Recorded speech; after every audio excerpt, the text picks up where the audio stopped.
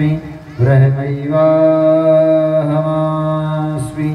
नारायणं पद्मभवं वसिष्ठं शक्तिं च तत्पुत्रपराशरं च व्यासं सुगं गौडपदं महान्तं गोविन्दयोगीन्द्रमथास्य शिष्यं श्रीशङ्कराचार्यमथास्य पद्मपादं च हस्तामल्कं च शिष्यं तन्त्रोडगं वार्तिककारमन्यात् अस्मद्गुरुनसन्ततमानतोऽस्मि श्रुतिस्मृतिपुराणानामालयं करुणालयं नमामि भगवत्पादं शङ्करं लोकशङ्करम्।